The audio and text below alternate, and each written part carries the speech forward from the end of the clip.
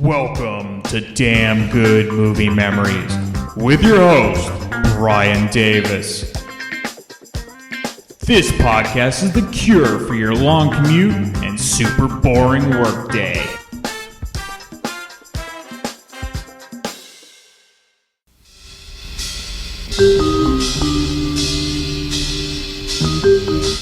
David Mamet. He's got a feel for the way people talk and think and cheat and love.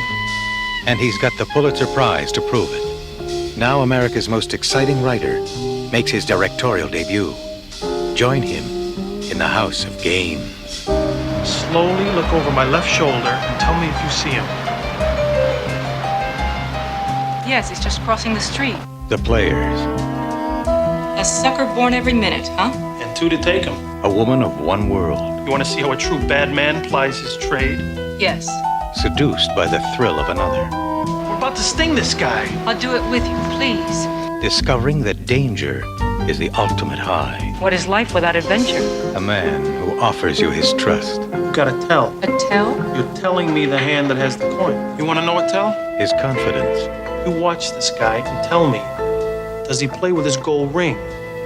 And takes you Do you want to make love with me? for everything you've got. The game. In or out? Rule 1. Don't volunteer anything. Secrecy. However strange things seem, keep your mouth shut. Rule 2. What is it you think I want? Control. Somebody to possess you, to take you into a new thing. Rule 3. I don't understand how this works. Deception. You keep looking for the tell. Rule 4. Police, don't move. Survival. I've got to get out of here. Rule 5. Ignore all other rules. So we've lost $80,000 we borrowed from the mob. I should have turned around the first moment you brought the broad. In the House of Games, there's no one you can trust. Who brought the damn cop? Not even yourself. Lindsay, Crouse, Joe Mantegna, in David Mamet's House of Games. Hey there, it's Brian Davis, and for this week's episode, we're going to cover the movie House of Games from 1987. The studio was Orion Pictures. The release date was October 11, 1987. The running time 102 minutes and was rated R. I don't have the budget numbers, but the box office only took in $2.5 million, making it the 151st ranked movie of 1987. This is definitely a cult classic. Rotten Tomatoes, though, gives it 96% fresh from 28 reviews. Their consensus is galvanized by David Mamet's punchy dialogue and a winding succession of surprises. House of Games is a terse thriller where confidence is currency. Roger Ebert at the time, 4 out of 4 stars, and here's his review.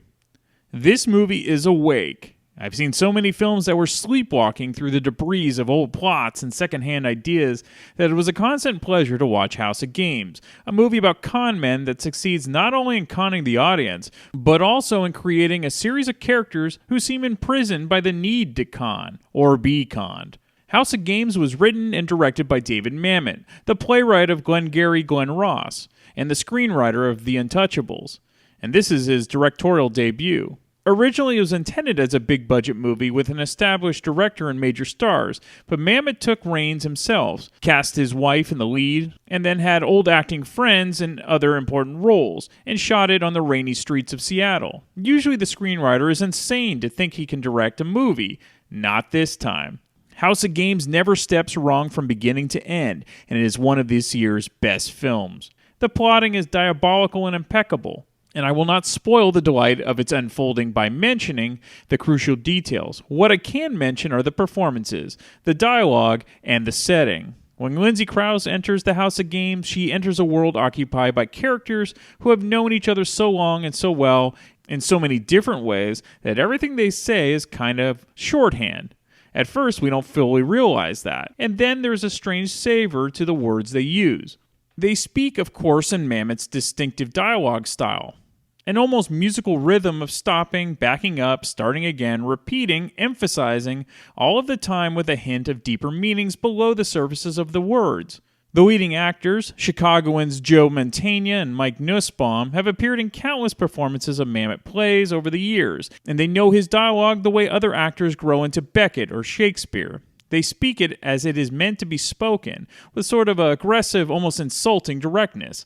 Mantegna has a scene where he reads Crouse, where he tells her about her tells, those small giveaway looks and gestures that poker players use to read the minds of their opponents.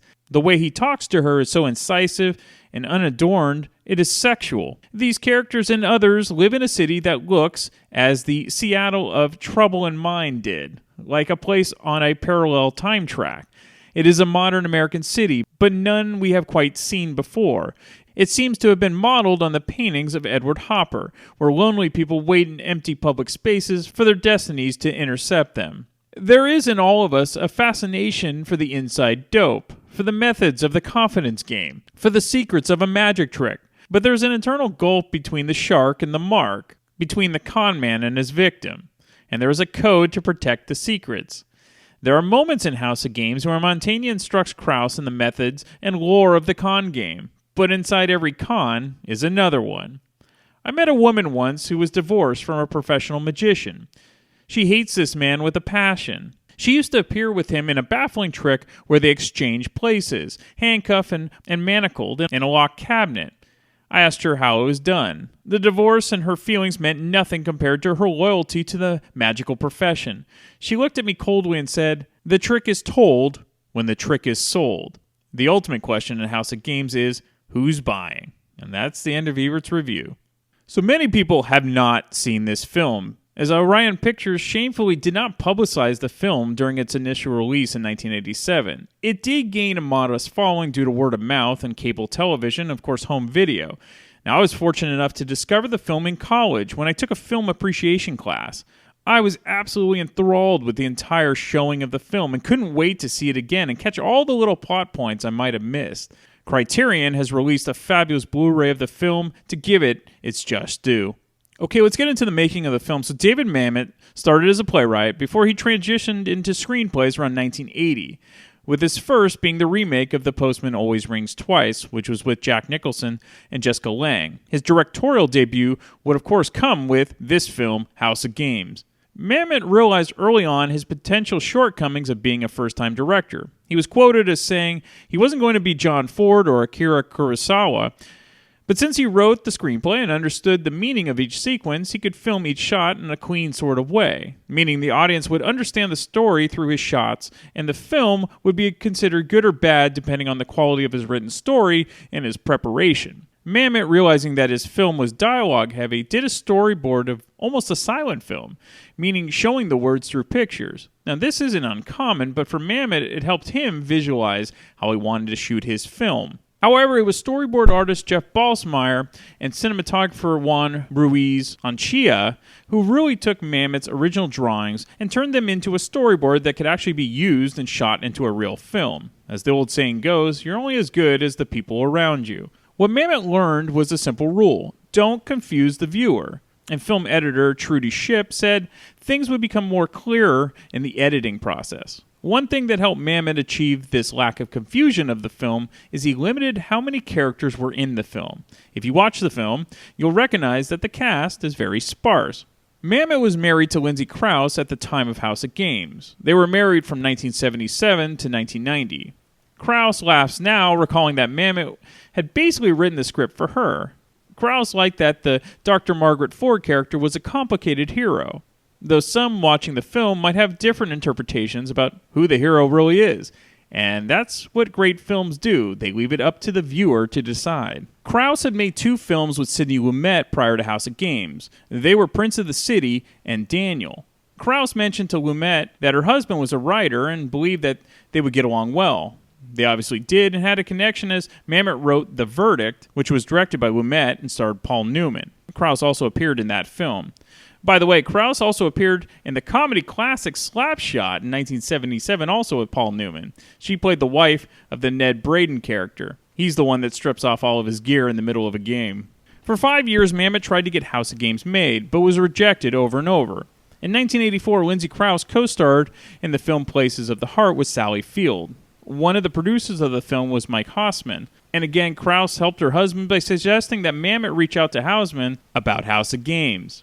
Hausman loved the script and went to Orion Pictures, who owed him a favor, and this is how House of Games was greenlit.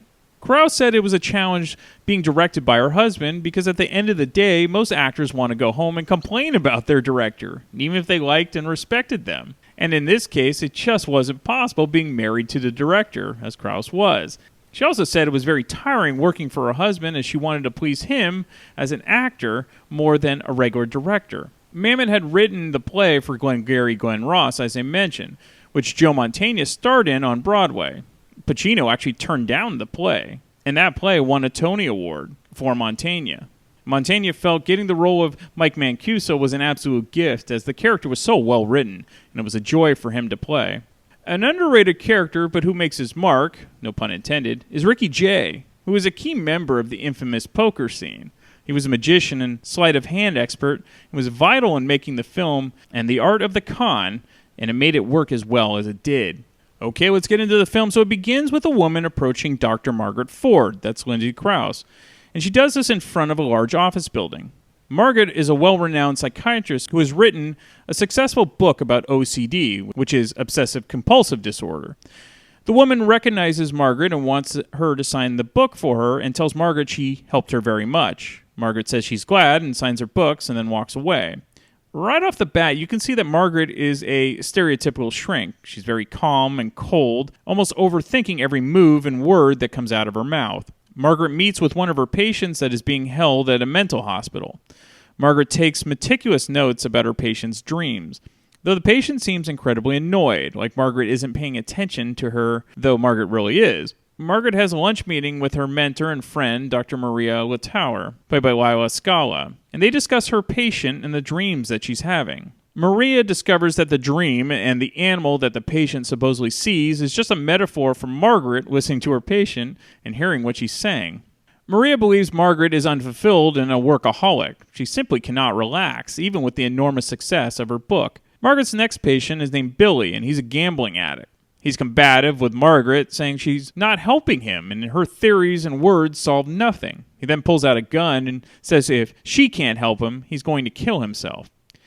Margaret convinces Billy to give her the gun, and she will help him. But then Billy tells her that he lost $25,000 gambling, which he does not have. And if he doesn't pay off his debt, he will be killed. Billy then asks Margaret how she can possibly help him with that problem. Margaret decides to visit the tavern or pool hall known as the House of Games, and this is where Mike Mancuso, that's Joe Mantegna, where he operates. Mike is the guy that Billy owes the money to. Margaret asks the bartender that she wants to see Mike. He says that Mike's not around, but she's persistent, and the bartender agrees to look for Mike. Margaret stands by herself watching a few guys play pool. Mike does appear and curtly asks Margaret what the fuck she wants. Margaret holds her ground, saying that her patient Billy is a compulsive gambler and he's sick and he needs help. Mike acts like he doesn't know what she's talking about and then excuses himself. He returns with a tiny notepad which says Billy owes $800, not $25,000. Mike is impressed that Margaret sized him up so well, knowing that he wasn't the type of guy to go around killing people over gambling debts. Mike then asks Margaret to do him a favor. If she agrees, he'll cancel Billy's $800 debt. What is it? Do you know what a tell is? A tell? Here, do this. You have to choose a hand. You do it to me. Do it.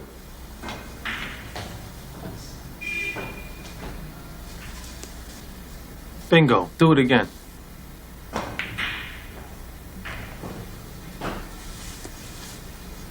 Okay, now I can do that all day. How? You gotta tell. You're telling me the hand that has the coin.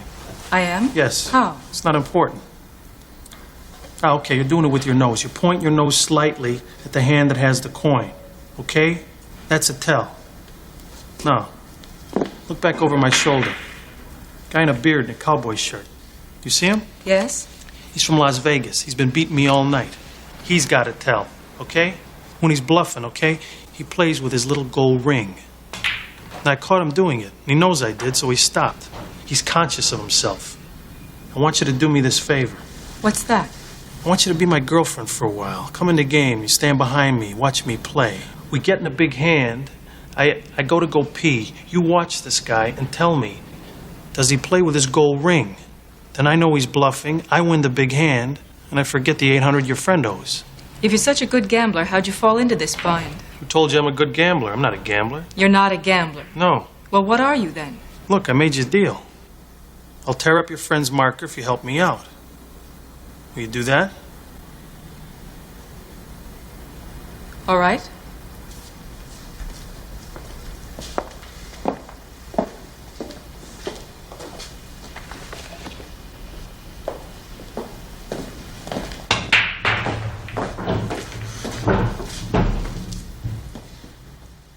Margaret goes with Mike into the back room where the poker game is being held. She sits next to Mike and then waits for him to go to the bathroom so that she can see if the guy, Ricky J, that Mike pointed out, does his tell by playing with his ring.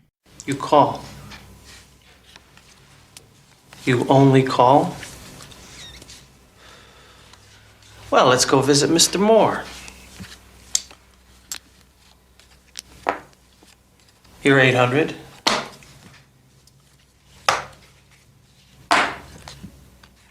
And I raised $2,500. I can't stand it. South. I'm going south.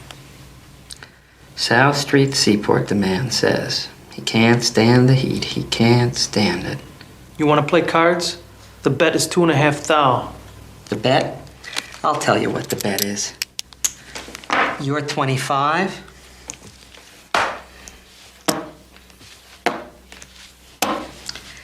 And I raise you $6,000. Son of a bitch, you've been steamrolling over me all night.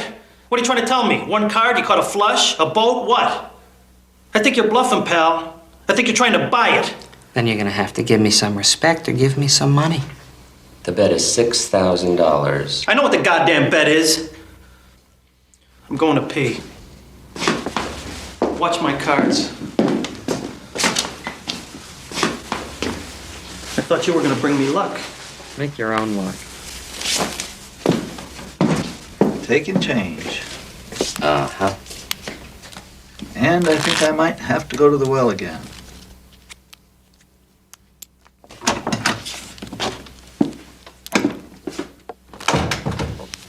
Yes, yes, yes.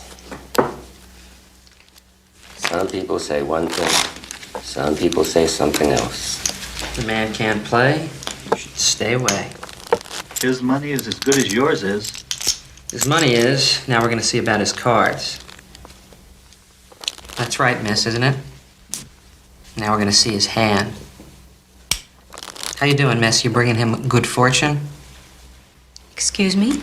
Who do you like in this hand, him or me? Leave the woman alone. Just making conversation. Who do you like in this showdown here, your friend or me? Well, I've seen his hand, but I haven't seen yours. That's right.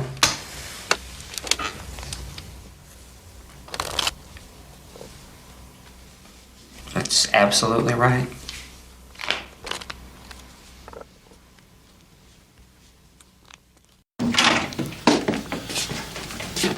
Okay, let's play some cards.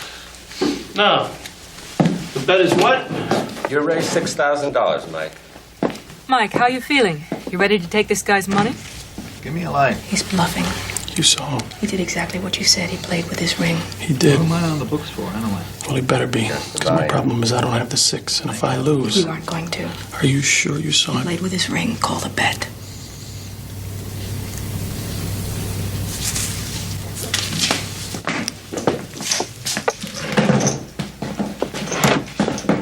The bet is $6,000. $6,000. I think you're bluffing. What are you, Joe Hep? I didn't ask what you think. Raise, call, or fold? I should raise your ass, but I'm just gonna call. My marker's good for a moment. What is this marker? Where are you from? Where am I from? I'm from the United States of Kiss My Ass. My marker's good. Fuck you! And get the goddamn money up or fold the goddamn hand. Listen, mister, this man is a man of his word. He's a regular player. Where I come from, the rule is you can't call the bet, you're out of the hand. Call the bet.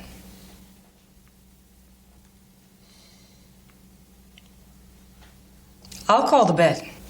I'll back it up. With what? I said I'll back it up. If he loses, I'll write you a check. Who is this broad? She's a friend of Mike's. She's all right. Your bet is called.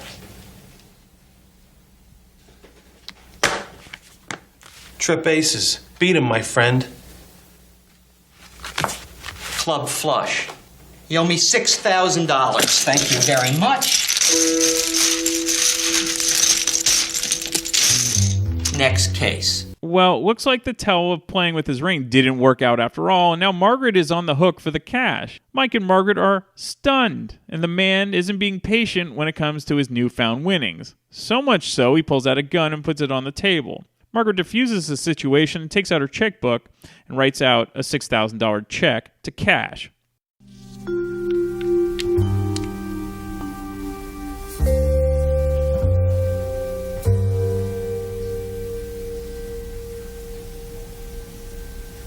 You know what?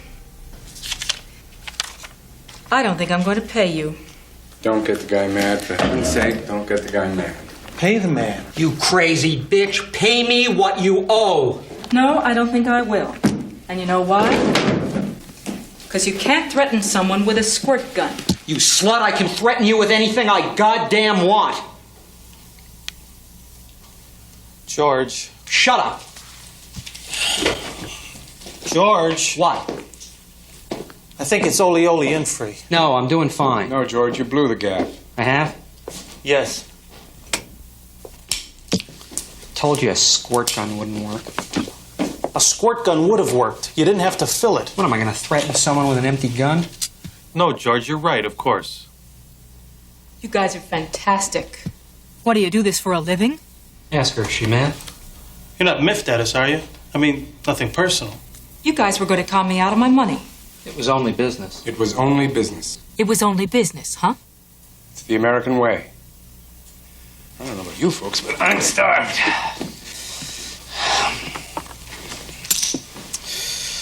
Anybody care for a snack? Told you the damn squirt gun wouldn't work. Cases and jacks, man with the axe, suicide killings.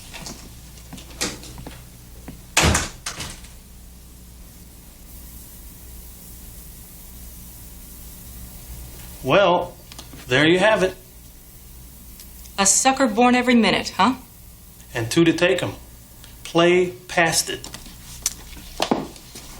Here. Here's a souvenir of your escape from the con men.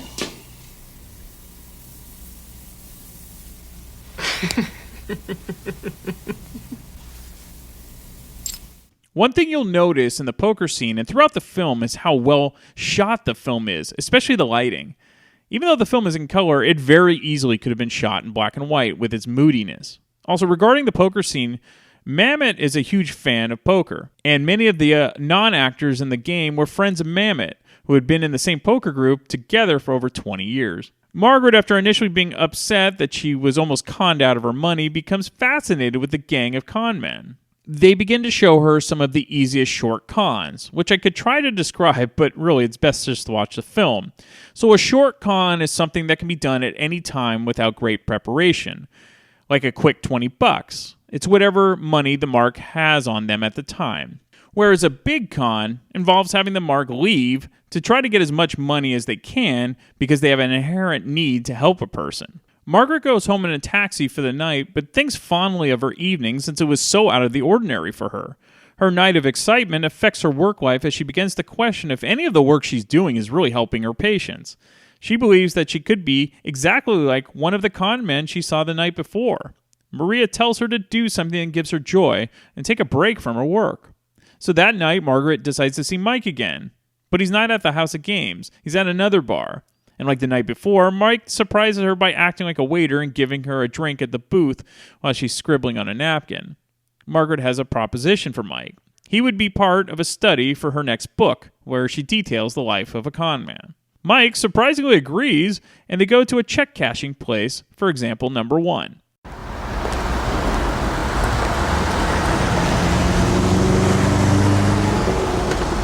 You'll call me when it comes in. Yes, sir. Thank you.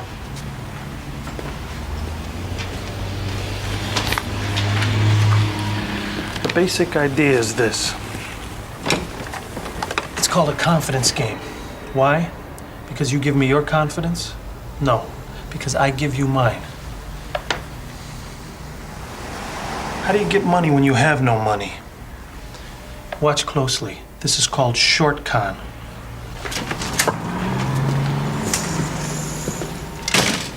Would you please check again, please? Howard, Martin Howard, money order for $300. It hasn't come in yet. As I told you, sir, the moment... It was supposed to arrive this afternoon. The moment it arrived... All right. Thank you. I'm expecting some money. Sergeant John Moran. One moment. Moran? Yes, sir. No, I'm sorry. It hasn't come in yet. They told me definitely by 9 o'clock. If you'll have a seat, I'll let you know the moment it arrives. Thank you.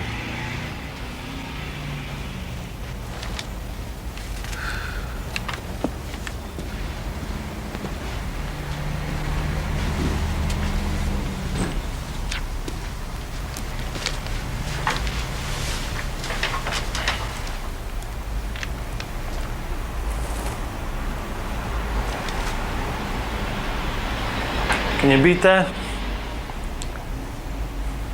Can you beat this? I've been waiting here since 3 o'clock this afternoon.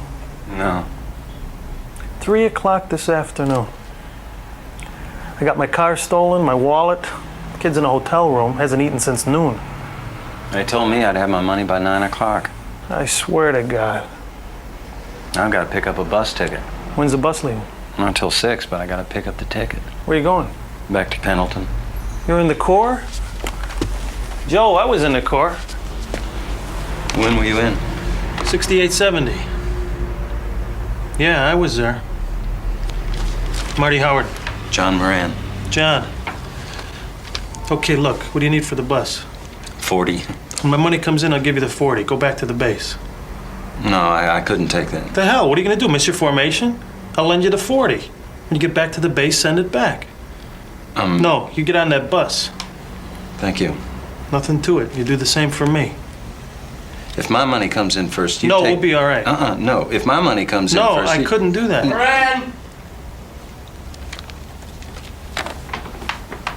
Let's see some ID, please.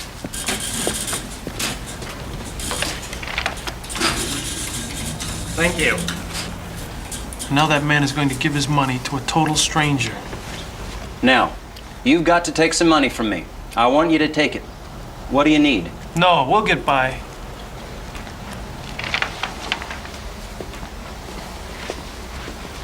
No, wait. You tell me. What do you need? I've got it right here. Save your money, Joe. Semper Fi. Sergeant Moran is actually played by William H. Macy in an early role. Mike just gave a lesson to the psychiatrist in human nature that none of her case books could have ever taught her. And this is the epitome of street smarts versus book smarts. You impressed? So you can't cheat an honest man? That's probably true. But what we've just seen is the operation of a slightly different philosophic principle. Which is? Don't trust nobody. Were you in the Marines? You see, everybody gets something out of every transaction. I give that guy my confidence. I ask him for help. And what he gets is he feels like he's a good man. Now, what do you get out of this transaction? I told you. Did you? Yes, I said that I wanted to. You want to know what, Tell? I'll show you another one. Give me your hand.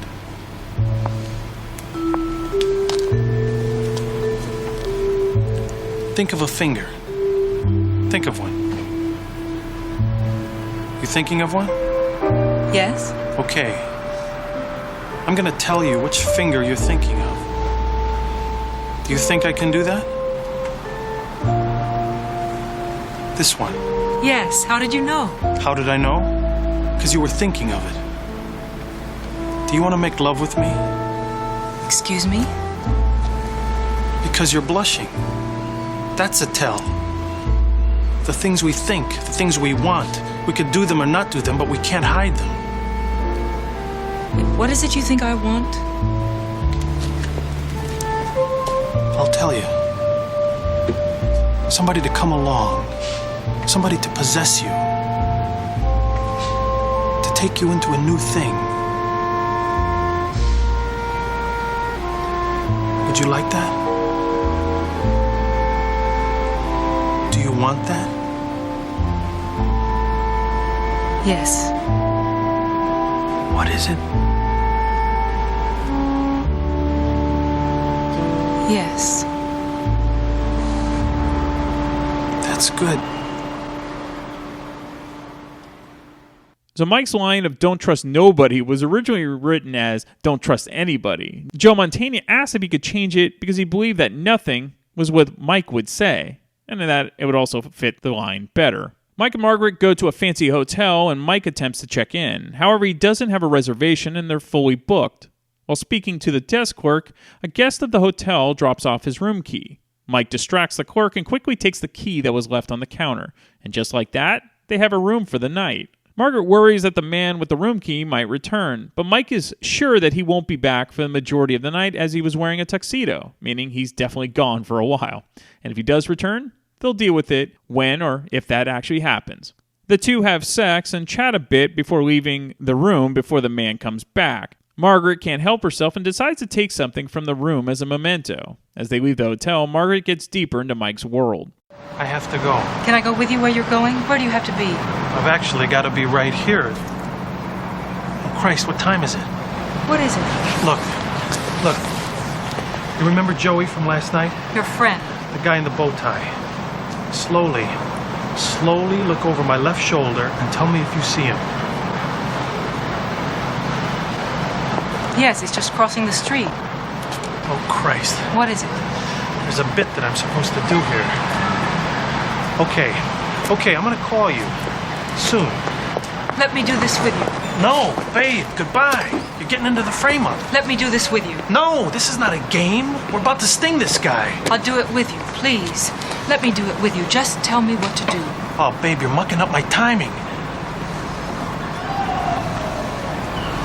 Come on. You're my wife. You follow my cue. Whatever I do, don't volunteer anything. Taxi! However strange things seem, keep your mouth shut, and the only one you know is me.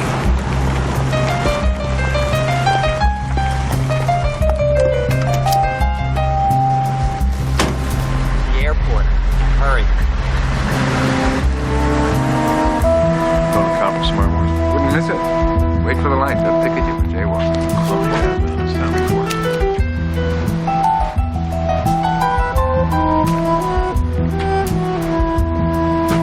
Fellow left his briefcase. Sorry? Fellow left his briefcase.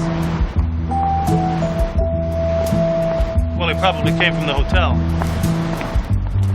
Let's, take it back and...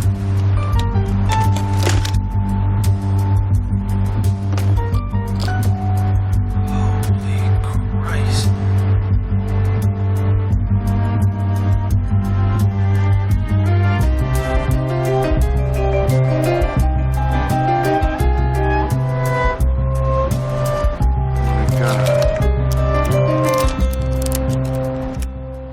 What Mike finds in the briefcase, accidentally left by George, which is Ricky Jay from the poker game, was full of cash. The Mark, played by J.T. Walsh, who was with Joe, now wants to be part of the deal, splitting up the found money. Everyone goes to the hotel room and discovers there's $80,000 in the briefcase. Now, the genius of the con is to make the Mark think that everything is his idea. He's the one that is trying to convince the con gang to split up the cash. Mike comes up with the ruse that he works at the bank and that he'll get $20,000 of clean money. He'll give his $20,000 to the Mark, and Joe will keep the $80,000 because it may be counterfeit for all they know. The Mark balks at this and says that he'll go to his bank and get $30,000, give the $30,000 to them, and keep the $80,000 of cash. The idea is that the money in the briefcase is going to be shipped to his location, but the con man will swap the briefcase full of cash before it's shipped. And what can the Mark do? He can't go to the police saying that the money he found on the street and was going to steal never arrived, and then the con gang makes out with the $30,000 from the Mark. By the way, Mike lets Margaret know that the money isn't counterfeit. They borrowed $80,000 from the mob just for the night. So while passing the bathroom, Margaret sees the Mark changing in the bathroom and notices that he's wearing a gun and has a walkie-talkie. He's actually an undercover cop. He's a cop. What? He's a cop. I heard him on the walkie-talkie. Oh my God, we gotta get her out of here. Well, you bloody better well believe it. Hold it. Briefcase. Got it. What did we forget? Good. Come on. Where are you going? Well, it's just my wife. She's got a call. No. Hold on. We're gonna stay with you. Nobody goes anywhere. She's very ill. Police, don't move. I told you, my wife is ill. You move back. You get on the floor, sit on your hands. You're under arrest. It's all over for today. No. You move and I'll blow your goddamn head off. I've got to get out of here.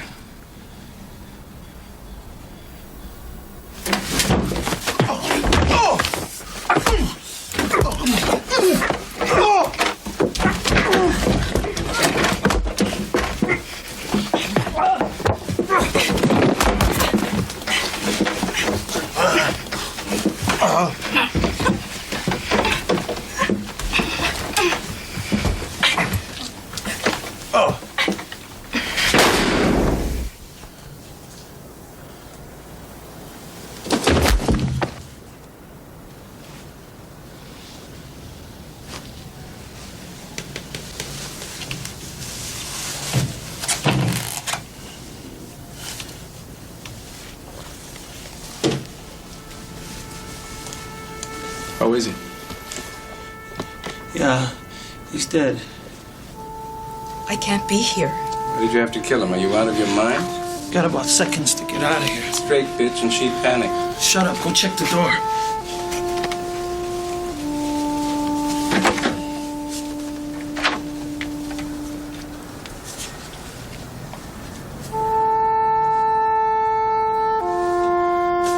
Come on.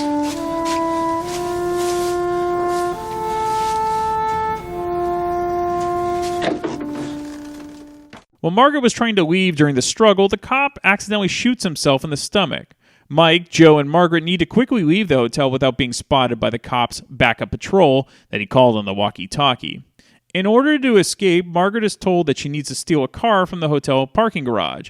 She initially refuses, but Joe gets rough with her before Mike steps in and calmly but sternly tells her she needs to steal a car or they're all going to jail. So Margaret steals the closest car, which also has the keys in the ignition, which is a red and white 1962 Cadillac Eldorado convertible. They escape the hotel without anyone noticing. They pull over at a deserted location to stash the car, and then they get another surprise. All my life, Mike. All my life. I never had a moment's violence. Never saw a moment's violence. Get it. Wipe it down and let's get out of here. I swear to God. And you had to bring your square John broad into it. You had to bring your freak into the game. Okay. It's happened. It's something that happened. It was an accident. An accident? God damn you. You broke the first rule. I should have turned around the first moment you brought the broad. I brought the broad? Who brought the goddamn cop? Where did you get the cop? I found him at the apparel show. He looked like a businessman. Okay, shut up. I said shut up! We're gonna get the car wiped down. In a couple minutes we'll be out of here and we're home clean. None of this ever happened. You go home, nobody even knows your name, and it's all over. We'll give the mob back their money.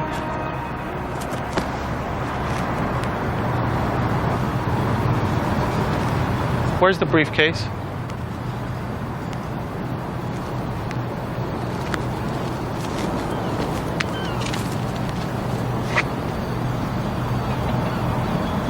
You had it.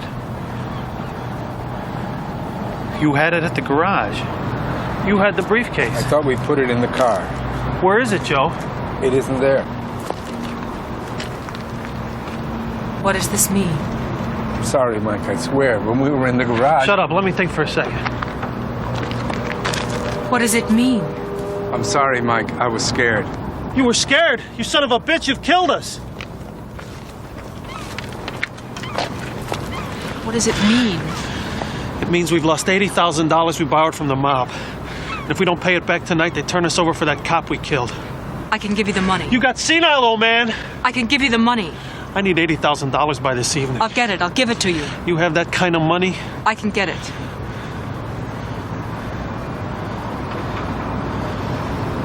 Then for God's sakes, get it. All right, there's about 30 minutes left. And what's going to happen? Will Margaret get the $80,000 to pay back to the mob, or Or is this just another part of the con? You're just going to have to watch and find out. And keep in mind, like everything up to this point, nothing about this movie is what it seems, and it's one of those hidden gems that fans of film need to check out. You'll be guessing until the very end. Now, House of Games is a throwback to the cerebral film noir of the 1940s and something that was totally different in the action-heavy late 1980s. There's a timelessness of this story, and the acting means the film still holds up incredibly well today. And look, the film is somewhat dialogue-heavy, just like Glengarry Glen Ross. But I also think this is welcomed for film buffs looking for more than just redundant superhero films and remakes. Now, regarding the theory that the reason a person in the psychology field would be prone to the con game is that their field could be construed as a form of conning a patient into getting better. That's a really intriguing theory, meaning that is anyone really quote-unquote cured from going to a psychologist? And if they do make strides, it always takes many, many sessions. Is this part of that so-called con? And maybe that's the reason that Margaret's character was so interested in Mike as a con artist. In many ways, Mike was a street psychologist himself. All right, a fun fact. According to David Mamet, despite the excellent reviews the film received in a limited showing in 4 theaters, Orion decided against spending the money for the prints and publicity that would have accompanied a general release and sent the film almost directly to TV and video, which is a shame because many people missed out on this wonderful film. One person that didn't miss out, because I decided to show it to her, was Lindsay. So she joins me to catch this film for the first time and gives her fresh take about what she thought. And I'll be back next week with yet another random movie from my DVD collection. Okay, we're back with Lindsay. Welcome back, Lindsay. Hey, Brian. Thanks for having me. Hey, everybody. So I think you're happy with this one because this wasn't Good Luck Chuck. Yes. It wasn't a silly comedy, so I actually gave you a somewhat serious, even though there's flim-flam artists going on in it, it's still a film noir, it's a serious type of movie. Yeah, I mean, I'm grateful that this was You're grateful. a more serious film that it wasn't apparently I drew the short straw to get. And I liked this film. This was interesting. I mean, there are a little bit of, there's some weird moments in this, too. It's interesting that it's David Mamet that directed it. He's done some other really good things. We were just talking about that earlier. But I like this film. Like, in general, I did think that this one was interesting, and it took some twists that maybe I didn't see. Some I did see, but some I didn't. Yeah. And I appreciated that. And I liked the feel of the film. It was engaging, and it definitely held my interest, even though sometimes older films, like mid to late 80s, I guess this is 87, they can almost get a little hokey. And there were a few moments like that. Lindsay Wagner, who plays Lindsay Crouse. Oh, yeah, Lindsay Crouse. It wasn't the Bionic Woman. Yeah, she was not the Bionic Woman, right. Lindsay Crouse, not Lindsay Wagner. See, there's not a lot of Lindsay, so basically you could flip a coin and get one or the other. At least I didn't say Lindsay Buckingham. I know that's totally the wrong that would have been really gender wrong. And also profession, because that's a musician. Yeah. But again, there's not a lot of Lindsays, right? So, one of my namesakes here. Yeah. Lindsay Crouse, let's name her properly. She played this character, Dr. Margaret Ford, and the acting's interesting, but it's very noir-y, so I try to give it a bit of a pass because those films have a vibe to them, and she was probably just playing into that vibe. And playing a psychiatrist, so they're also can be a little different than normal people, I would say. Yeah. They're a little more deliberate with their speak. Yeah, I would say that. There are some moments where I'm like, what? It almost seemed like, while she's an American actress, it almost seemed like she was hiding an accent or something. But she wasn't. Yeah. And it was just, there was some weird deliberateness with her speak. But again, it probably fits the noir genre. So I'm going to try to give that a pass. Even though it bugged me a little bit, not enough that it was like super frustrating. This movie definitely could have been made in the 40s. Like, it has that vibe to it. Like the con man, she's not a femme fatale, but maybe she is. You have to see the movie. But yeah, it's got that weird vibe, and almost the whole feel of it seemed, because it's very sleepy. There's not a lot of people outside of the main nucleus of the characters in the film. I was also surprised how many well-known character actors showed up in this one. This was not devoid of other interesting character actors. J.T. Walsh showed up as a I don't even want to say who it is because I don't want to ruin parts of the film. No. As an interesting character that was a bit unexpected. You call William H. Macy. I called William H. Macy, who played a bit part in a Western Union. Yeah. And Meshack Taylor, while I couldn't think of his name, I was like, oh, that's the dude from Designing Women. And for me, it was Hollywood and Mannequin. It was Hollywood for Mannequin. But, so those are some pretty well-known character actors that, like, William H. Macy became a blockbuster of all actor, and was probably bigger than anybody in the film, maybe even Joe Mantegna. But Joe Mantegna is pretty well respected. Yeah, but William H. Macy's been in some pretty amazing Fargo films, and he had that crazy role on Shameless, which I watched for many seasons. But anyway, this one was one of the better, more interesting ones that I watched so far. Yeah. So you'd never even heard of this film? No, I hadn't. You asked me if I had seen this, and I thought, I was thinking of House of Cards, which was a show with Kevin Spacey. Yeah. And that I hadn't finished, although what I had seen of that show was good. Mm-hmm. But no, I did not know what this film was. I was surprised when you said it was a David Mamet film. I'm like, oh, interesting. Yeah, okay, I wouldn't mind seeing this one. Yeah. Well, what was great about, I mentioned in my portion of this episode, I was introduced to this film because of the college course I took. So there was no way I would eventually probably seen it because I like studying film, but he brought it to my attention. I think mostly because it didn't do well at the box office. It's kind of a cult classic. And many people, if they checked it out, it was because of David Mamet. I think if they were to have made this film today, it would have been even more compelling. Why?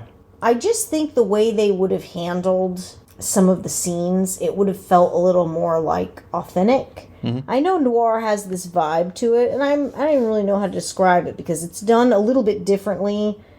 Many times I've seen it done in the genre, like it has that mysterious feeling, and almost slow feeling. But I don't know, I feel like if you were to remake this today with certain actors, you'd probably knock this one out of the park. So I don't know. I think they would ruin it because they probably make it a half an hour too long. Well, you think a lot of movies are way too long, and I don't disagree. I mean, there are plenty of films that are exhausting in length, but I don't know. There's no reason for a John Wick movie to be almost 3 hours long. That's a little bit weird. Yeah. But I would say that the 80s-ish part to this, while I adore the 1980s and love everything about it, I think it would have maybe like greater sophistication if it was made today. Maybe. Maybe. And it really isn't the actors. It's more the time period. If those same actors as older actors did this film today, I bet they'd do it differently. Like, I still think the film would be good. And I still think that the actors they chose for all of these parts would be awesome in the film today. Yeah. I just think they'd play it differently. Well, I think there's probably two reasons for this. One, it's Mamet's first film that he directed, even though he had written films. It's totally different directing, so maybe he made some mistakes or did it differently. Plus, it was the 80s, so there had to be a certain polish to it. That maybe there's a grittiness they maybe would have been better in the 70s. I don't know. Yeah, I don't know. I just feel like if you remade it, same everything, same actors, because the story's same there. Director, I just think it would turn out better, even if everyone was older in it. Because you know what? How interesting if all those characters were like elderly. Yeah. Like, I don't know. I think Mamet should remake it with all the same people. Are all these same people still alive? I don't think so. Probably. No? I doubt it. What a bummer. Yeah. Okay, so you always think of fashion. You didn't care for her Lindsay Crouse's hair. Well, I mean, okay, this is the 1980s. There are scenes where her pixie cut looks really good when it's like less coiffed and shaped, like when it's just sort of like natural. Yeah. But when she's kind of helmeting it, I'm not as big of a fan. She blow dries it?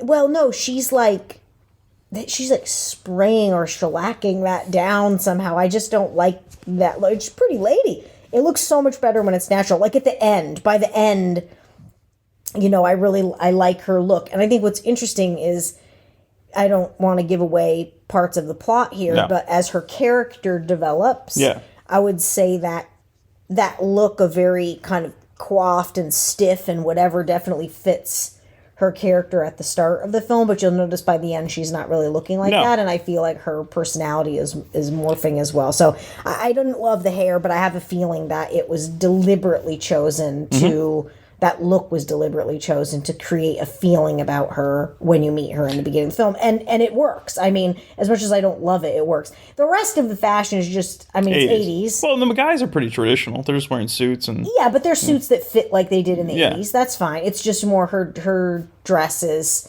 interesting. Like, that's another very, I'm sure this was intentional because I have a feeling a lot of bits of this film were intentional.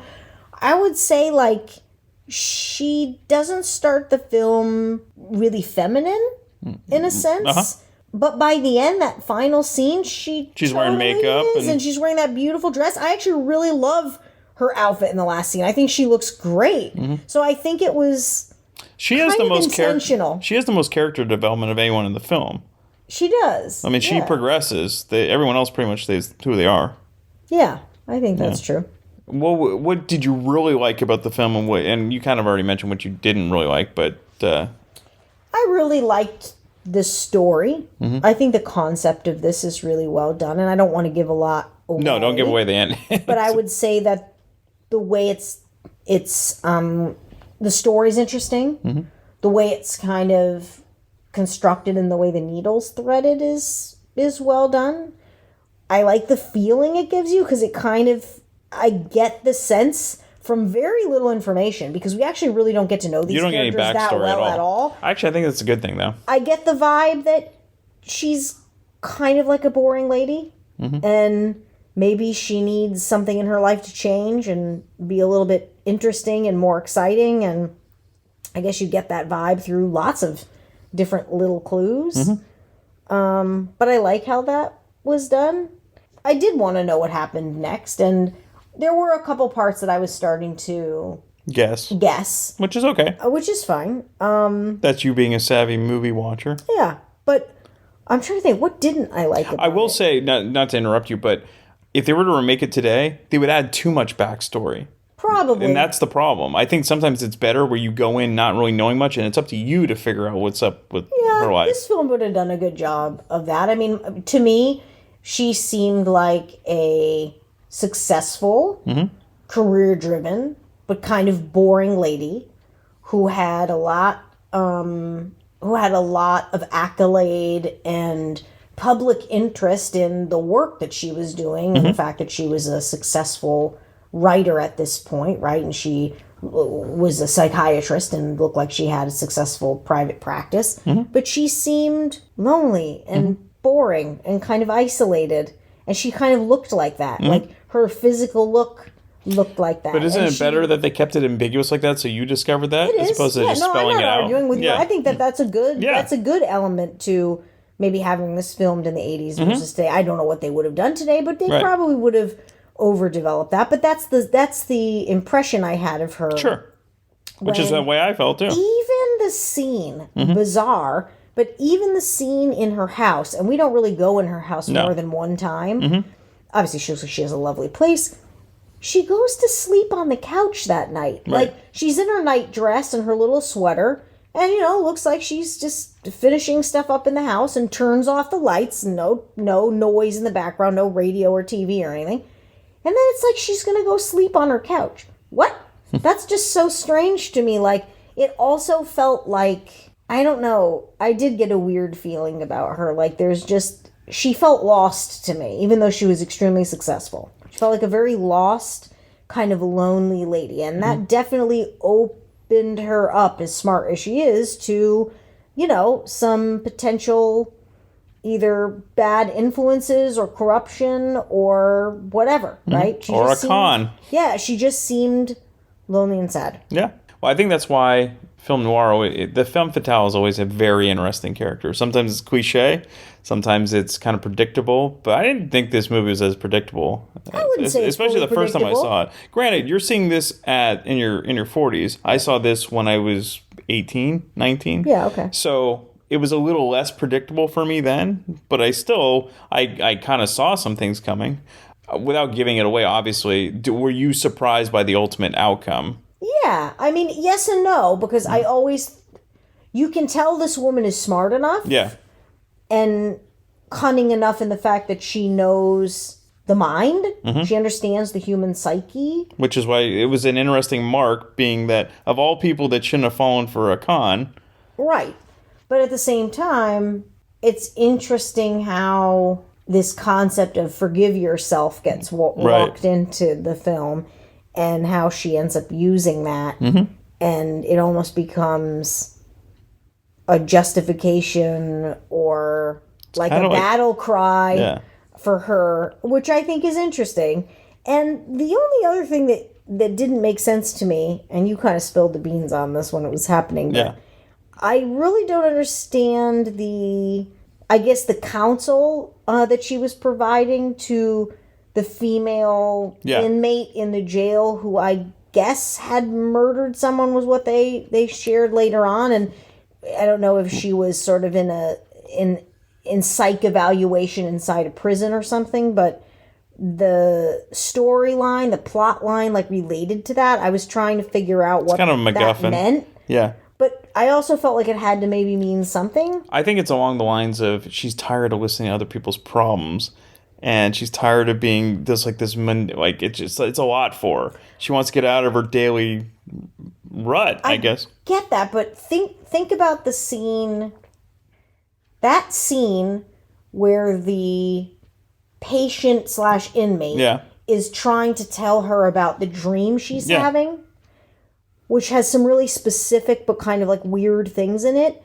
And then you fast forward to a scene later in the film that she's having a bit of a confrontation with Joe Mantegna. Mm-hmm. He kind of starts saying almost some of the same things that the lady that was the inmate patient was repeating. Did you catch that? I did. So maybe that whole scene is a foreshadowing too. I think it might be. Yeah. So I don't think it's insignificant. No. I actually think it has significance, but I think it's weird. It is weird. And it's weird that some of the same language that came up from her describing her dreams, and by her I mean like the inmate, murderer, patient. But if I hadn't brought it up, I don't know if you would have really caught on, maybe? I don't know. Maybe you would have. I may not have caught on to the fact that it was just sort of like, not relevant, but I definitely caught on to the pattern that Joe Mantegna repeated later, and I found it very eerily similar to what she was saying in the prison, and that I caught. I would have caught that either way. Well, I think that's why I just don't know what it means, but I think it's significant. But I think that's why this film lends itself to being watched over and over, because you're going to pick up new things. It also makes me think that she had her own troubled childhood. Maybe. Like that something was wrong. Again, that's why it's good. You're the one that's coming up with this. Yeah. They don't have to spell that out.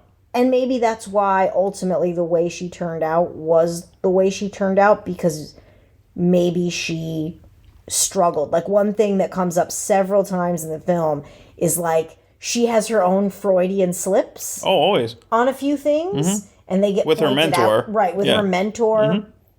And then she did it again with Joe Mantegna. Yeah. So I don't know. Like she's not as... We tend to think of psychiatrists or therapists or people who are in that field as being like fairly flawless and like knowing the answers. I mean, obviously nobody knows all the answers, but it was interesting because her own psychology was revealed in some of these conversations, and it's not rock solid. No, but I think the end, that might have been on purpose, where she said that what she did. I think that, because I think she was trying to... Progress she was definitely a certain way. outsmarting. Yeah, she was definitely asserting her dominance and control over the situation. And I think she did that. But she still did it several times prior, when I don't think that was even I think that's conscious. That's why it was a good setup for that. That was the foreshadowing or the precursor. Use the tool. Exactly. Yeah. But this one to her own advantage, potentially. Yeah. It was interesting. Like, there were a lot of... This is a good movie to watch over and over. Yeah, like, is it significant? Is it insignificant? Did that mean something? Did that not? mean something, and there were a lot of little things that you could wonder about. And it's the type of movie, now that you know what happens, if you watch it, you go back and you're like, oh, okay, I see where this could have been. So those are always fun movies. So, obviously, you would recommend this one? I would. I mean, ignore the fact that there's always going to be like little hokey things in some of these 80s films. I mean, that's how they were. And that it's film noir, so there's going to be some cliches. Of that feeling and cliche built in. But I definitely think that this one is worth watching for what it is. I thought it was good. And I also like that you kind of don't know where it takes place. We think it's Seattle. Maybe we're talking about it. We saw the license plate. License plates, the weather in a couple of scenes. And it certainly doesn't look like New York, Chicago, San Francisco, LA. It just doesn't have that vibe. So Seattle makes sense, but it's interesting that you don't even know where it is. No, you really don't need it either. No. Actually, this could actually be a play, too. It's not. Definitely could have been a play. But I mean, Mamet was a playwright. So it makes sense. This could easily be translated. This could be translated to the stage now. Yeah. I liked it. I mean, again, take for what it's worth, keep in mind the fact that there's always going to be a little bit of hokey. But if you can put that aside, there's a lot of interesting things in this. And I would love to see these same actors do it again today. Or how about make a mini-series out of it or something? It's interesting. Well, they would drag... If you're worried about what they would do... Well, no, but maybe that's what it's for. They would drag the heck out of this. Again, I've talked about this on the podcast. I don't mind. Like, it's a weird mindset. I hear a 3-hour movie, I'm thinking, oh my God. But then if I could binge watch a 8-hour, season of whatever, because it doesn't seem mentally like it's that long. There's something about a long movie that's a little different. Unless you're The Godfather, don't be doing a 3-hour movie. Especially a Marvel movie. Well, there's just more and more of that, like you said. But I would recommend this one. I would put this on the yes list. Okay. It's worth seeing. Good Luck Chuck, no. House of Games, yes. Correct. Okay. I would agree with that. Go back and listen to the Good Luck Chuck episode if you want to know what we're talking about. Well, or I feel bad for you if you do. Yeah. Well, as always, Lindsay Buckingham, it was great having you on. Oh, I thank you for hosting me. And Lindsay Wagner. To be here. I mean, my family did spell my name like me. Lindsay Buckingham. Yeah. They chose not to spell it like Lindsay Wagner and Lindsay Crouse, but like Lindsay Buckingham. So we're both EYs. It's fine. It's cool. Well, you are cool because you're on Damn Good Movie Memories. That's true. Thank you for allowing me to be cool on this show with you. Well, thank you for indulging me in watching these films. Well, this one was good. I'm glad you didn't give me a dog this time. This one I appreciate. Actually, a dog is insulting to a dog because I love doggies. I can't even say that about Good Luck Chuck. Well, good. I'm going to show you Ishtar next. Oh, okay. Well, that one I know would be pretty interesting. I don't own it, but I was trying to think of a bad movie, so there you go. A bad movie. How about Ant-Man 3? We already saw that shit. Oh, that was rough. Yeah.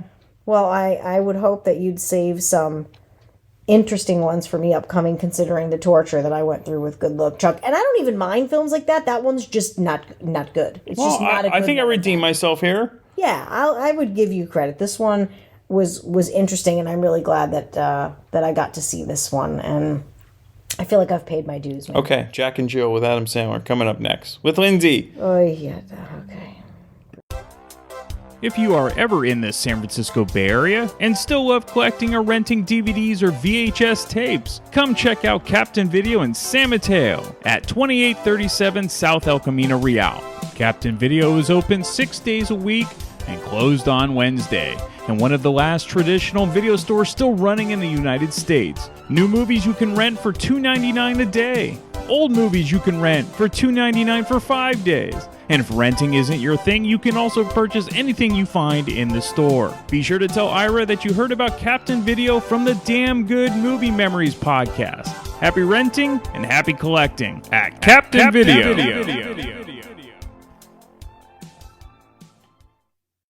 Come hang out and chill with Brian A. Davis and the Bad Beat. Wednesdays, 11 p.m. Eastern, right here on thatmetalstation.com.